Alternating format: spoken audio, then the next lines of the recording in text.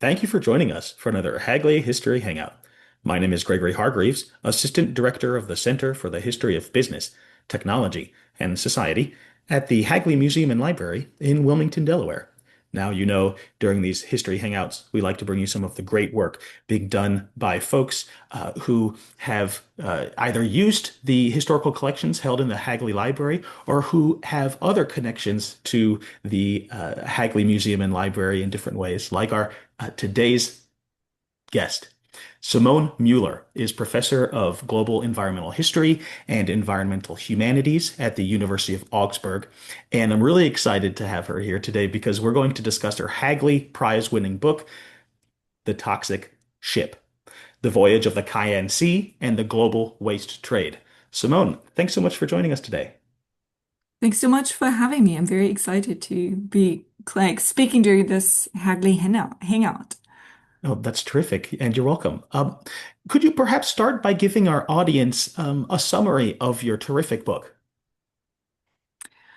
So the book essentially follows the voyage of a particular waste ship, the Khian Sea, from its started the voyage when it leaves Philadelphia loaded with about 15,000 tons of hazardous incinerator ash, and then following its diverse attempts to get rid of that waste.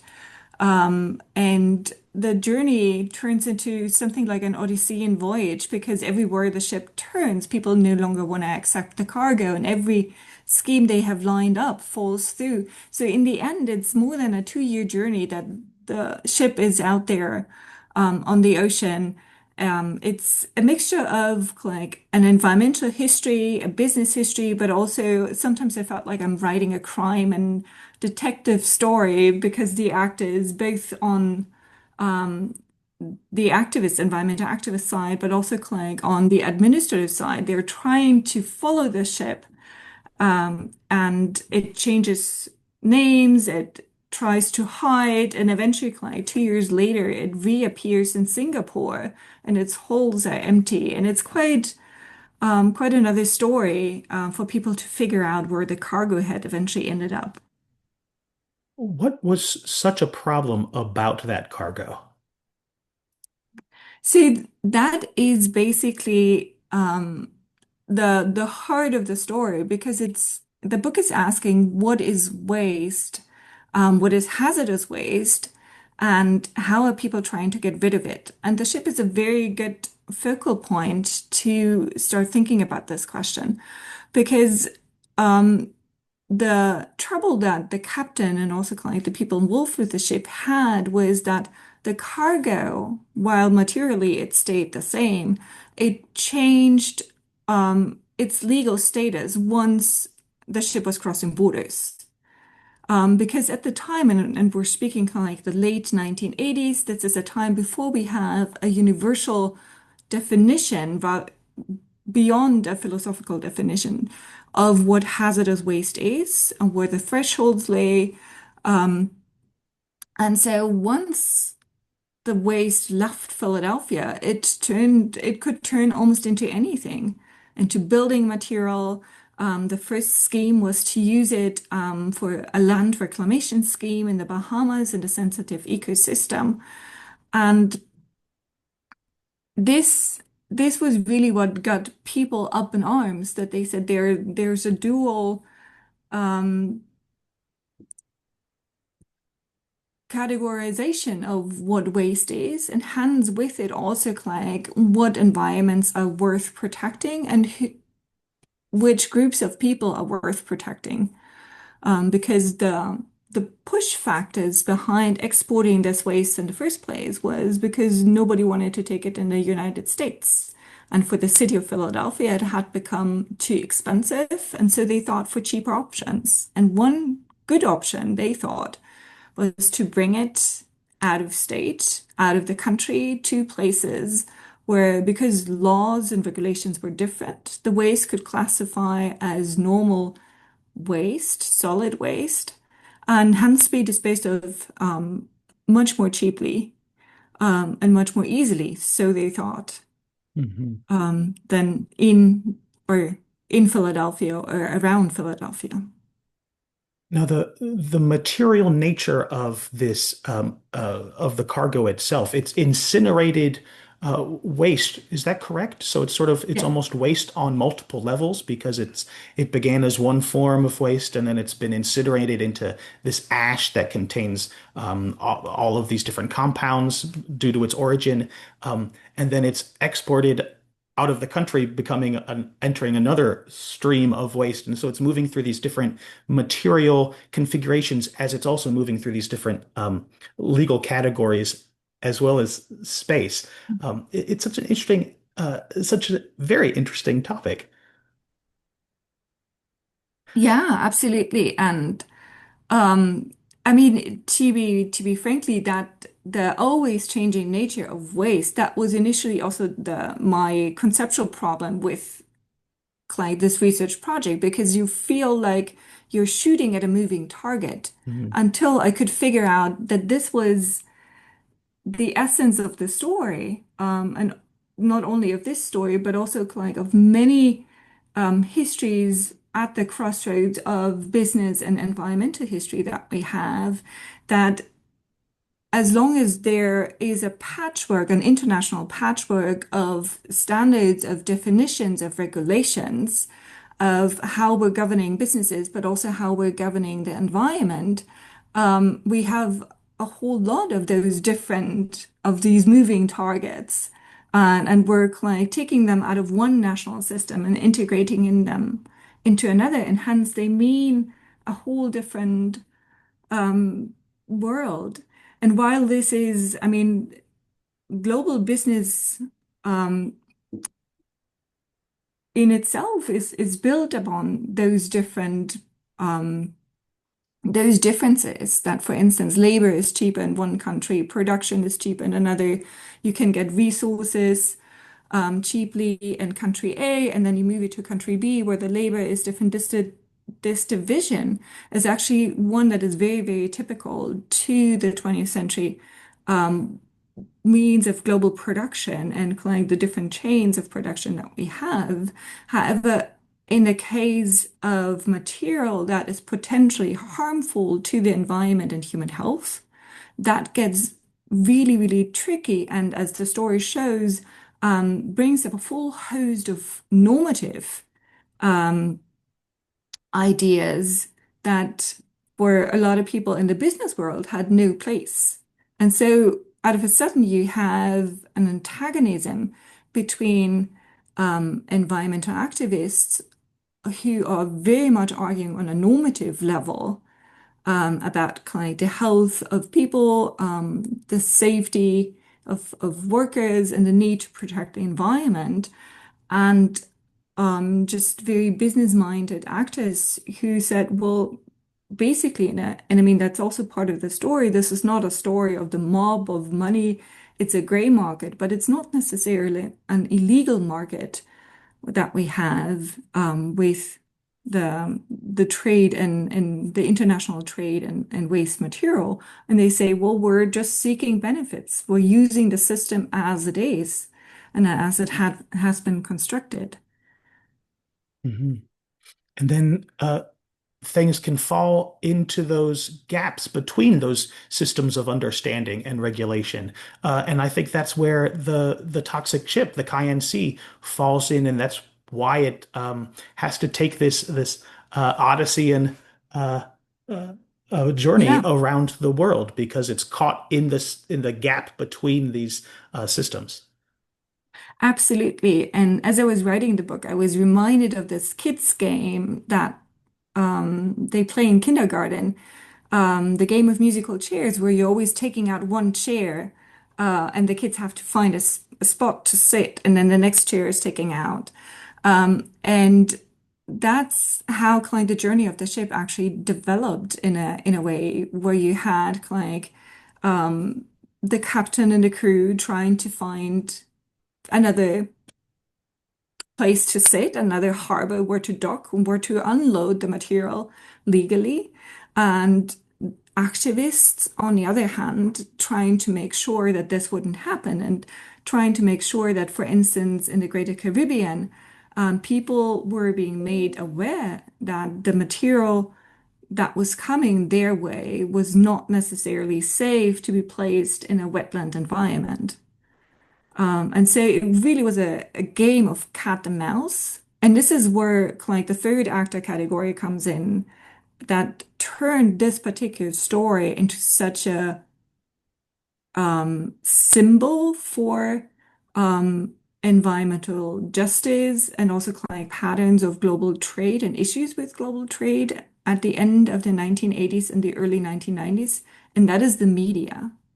Mm. So for the media, for journalists, it was simply a good story to tell. You had the ship, it tried to dock somewhere, and then it had to leave again, and then it disappeared. A couple weeks later, you have the same story again, with like Philadelphia ship is again trying to dump on poor country, and then you again have the situation where Greenpeace or other NGOs step in and are obstructing that scheme, and then the ship disappears again.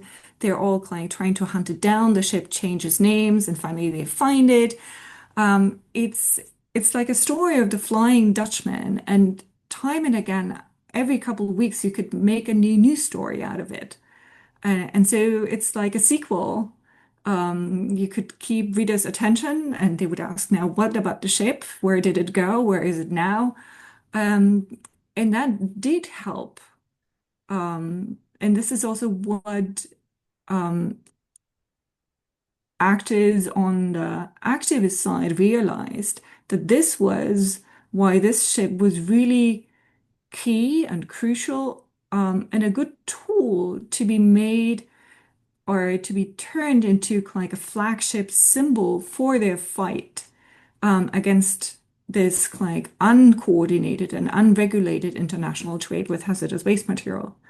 And I mean, that's also then what happened and what Greenpeace did. They started a huge campaign against the global waste trade, and they used the ship as their flagship symbol, as they would later use the polar bear to go against like the melting of ice caps. You always need like an icon. And here with the ship, they had the icon. And it worked. It carried them all the way to the United Nations, to debates and discussions, and to really finalize the international convention, the Basel Convention on the international trade with hazardous waste materials. And not incidentally, left a whole very rich document trail behind them that you're able now to mine and analyze for your work. Absolutely, absolutely. When I started my work on the global waste trade, I thought that I very much rather wanted to work on the macro scale of label, macro level of the analysis. I'm trained as a global historian, so I was very much looking at the big picture, the bigger connections. But here it was very difficult to actually like pin down the transactions between the countries because not every country had a register of the exports, or then like the exports went out, but you never knew where the imports were coming in. And so it was a very patchy picture that I got. But then I stumbled across this one ship, and out of a sudden, I had this wealth of material coming from a variety of sources. I had like the documents that were then attached to the court cases that in the end were kind of lining up against the captain and the crew and the owners of the ship. Because in the end, they dumped the material in international waters, which has been forbidden since the London Dumping Convention. So the courts assembled a whole lot of materials, which was then like my bonanza, my archival bonanza for the story. But then like also the NGOs had lined up in their campaign. They had really like collected everything that they could get their hands on. And so the Greenpeace archives were also like a wonderful set or a wonderful place to work with. But then also like local NGOs as like a Haitian radio station, the papers of which are hosted by Duke University. And so initially, I started out trying to see if I could work through the businesses and their transactions. And that proved to be rather difficult, also because those are businesses that um, liked to not keep a record. Let's put it this way. Mhm. Um, for instance, the businesses in this case, they filed for bankruptcy and then they said, well, we had to downsize the office. And when we were doing this, we lost and got rid and sorted out materials. Um, but then working around the businesses actually then again gave me the way in and great insights into how they were working, what their logic was, the different schemes. And yeah, this is how I could actually write a business story from the outside. Mhm. Well, I thought for me, one of the most exciting interventions made by your book is in the history of environmental justice, of course, which the literature tends to be very locally focused, Mhm. focused on particular localized cases, which of course makes sense. That's how the movement developed, of course. And what's so fascinating and interesting about your case here is that it's a truly global study, and so you're able to set um, uh, the movement for environmental justice, which of course was just emerging in this late 1980s moment, in a truly global setting, which is really fresh and reveals a lot of new insights about that. I wonder if you could maybe unpack or elaborate on that a little bit for us. Yeah. And here I'm standing on the shoulders of the work of David Pallow, who, as a sociologist, has done great work on environmental justice movement, and he's been like hinting at it. That like the late 1980s is the moment when environmental justice actually starts globalizing. Mm, Um, and here I could truly find this in the story and in this book, or in the story of this ship, because you had a whole set of actors, such as different Greenpeace chapters, who were situated in the United States, who came across this ship. And then at the same time, different chapters of Greenpeace who work like in Europe came across other ships. It's kind of like the late 1980s is not only the story of the Khian Sea, but a whole armada of waste ships. And it was interesting how independently from each other, kind of different environmental activist groups came across those ships. And because Greenpeace had already been set up prior to this as an international, albeit like northern network, they had the infrastructure to piece the story together and to link all the different cases and incidences and say mm, this is way bigger than just a local story. So we can build a large and global campaign around this. So this is one side of the story, and the other side of the story is that the 1980s is a time when we see a saturation almost of the success of the green state in many industrial countries, that at the same time came with the need for many businesses or the want to externalize, to not pay the costs mm, of disposing of waste in their own home country, but to seek cheaper opportunities. And so also that happened at the same time. So we first have the globalization of the waste disposal and linked to it, the globalization of environmental justice. And so the that specific process of success in environmental reform in uh, relatively wealthy industrialized economies, then forcing as you say, the externalization of those risks and the products itself onto other people who are in a position um, We might think of the world system with its core and periphery, and I think Mhm. this is a pretty clear example of that um, arrangement. Um, One of the really interesting pieces that you explore in the book here is the experience of the captain and crew who are put in Mhm. this impossible position, and you really humanize their experience and how. I wonder if you could put our feet on the boat, so to speak, and share a little bit of what you discovered about the experience of the captain and crew. Yeah. So for this particular ship, I was very lucky because there's a full-length interview with the captain um, that came about because of one of the court cases that were then kind of attached to the ship. So this Honduran captain had to come to like a US court, and he was interviewed. I think it must have been for 5 or 6 hours.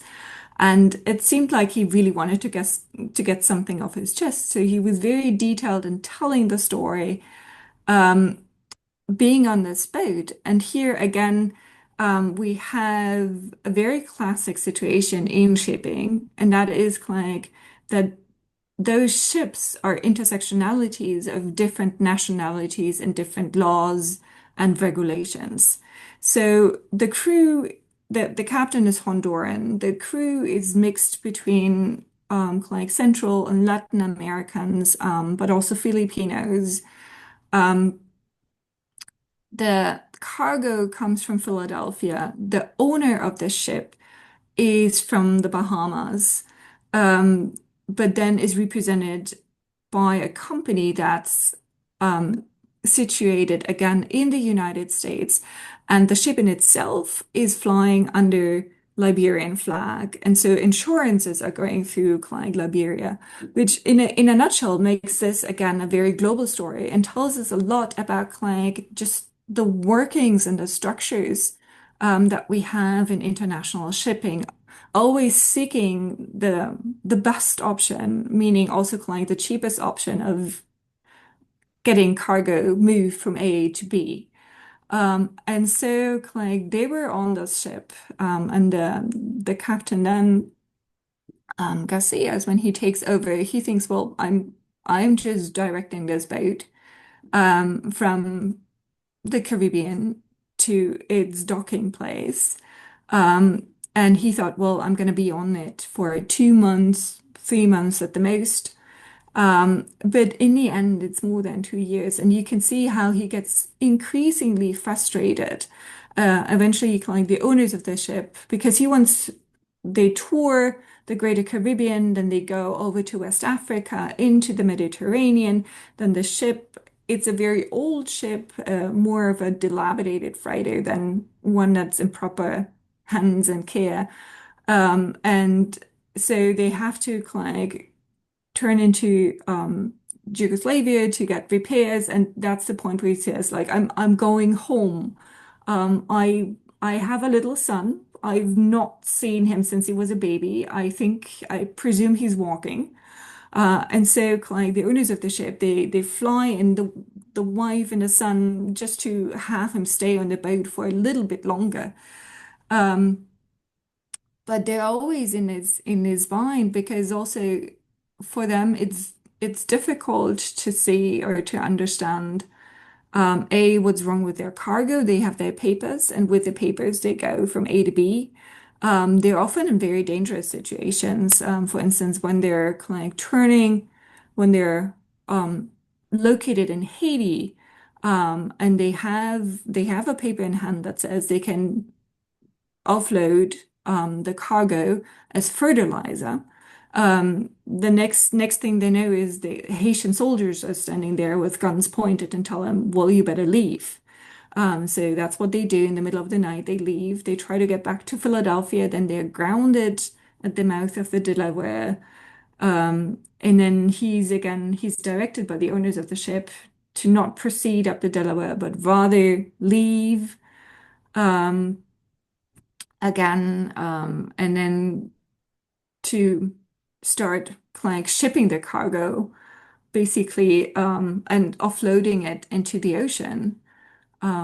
which is an illegal act, and the captain does know that this is illegal. So at the same time, they're on the boat.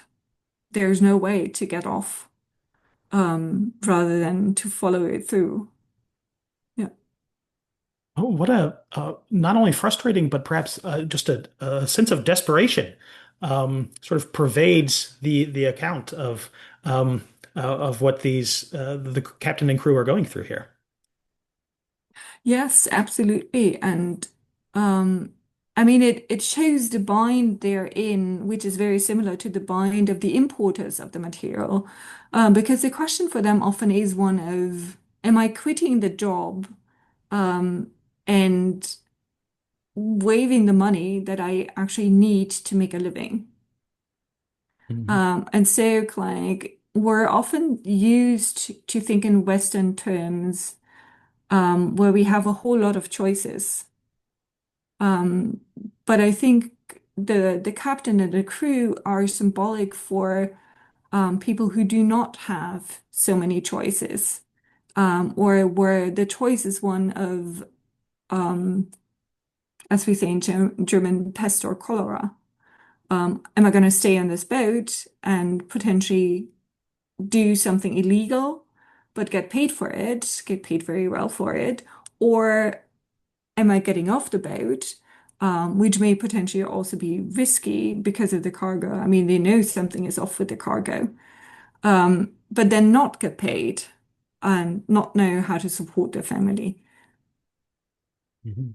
In a way that, just like their cargo, they're stuck in the space between systems, between regimes of understanding and regulation. Yes, yeah, Mm, that's a pretty good way of putting it. Yeah. mm, mhm.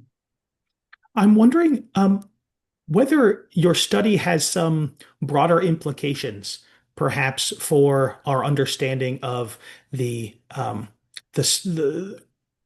the global arrangement of environmental justice, and particularly with relation to the trade and export and Mhm. import of waste materials.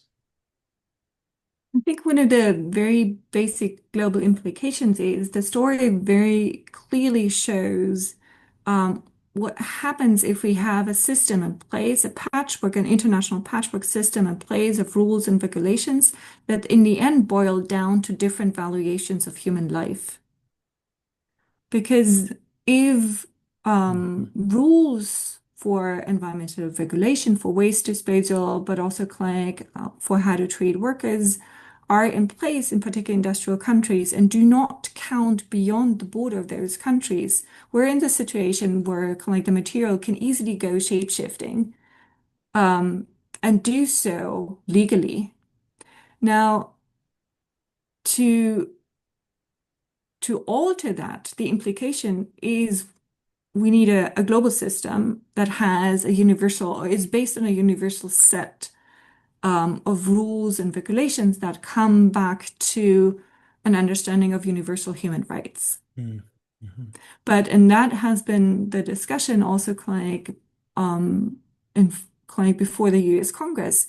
That would mean you're either all nations across the world are either subscribing to the fact that there are universal human rights that are in line also with notions of a clean environment, of healthy workplaces, and all that.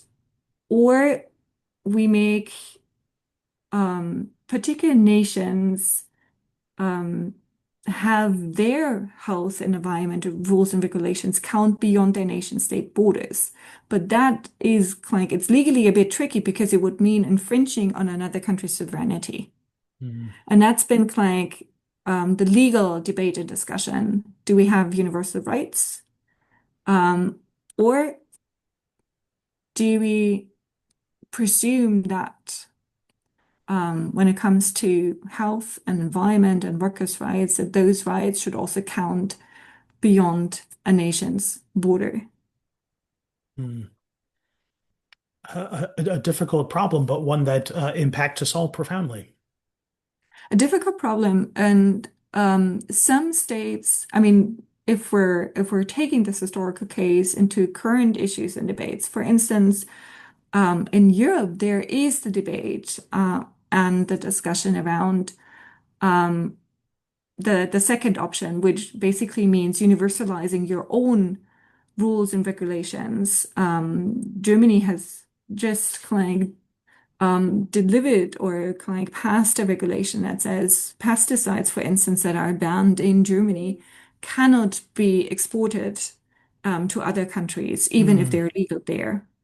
So mhm, that it's a way and it's doable, and the debates and discussions are increasingly focusing on it.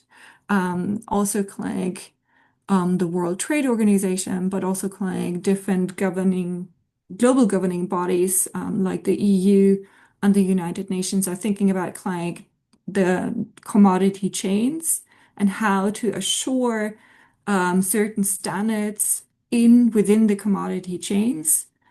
So that there is not a passing on and a passing down of responsibility, because in the end, currently the system is one where the seller of a product or the one client producing cannot be held accountable for how the different parts of the product the company is producing are um, excavated or are producing themselves. And there's an increasing push to say no, there cannot be this compartmentalization of responsibility. If a company is selling a product, it's responsible for whole commodity chain, for the whole production chain. And that is another way of thinking about it. mhm. Well, Simone, thank you so much for speaking with us today. And your book is just terrific and deserves all the accolades that it's received. Thank you so much.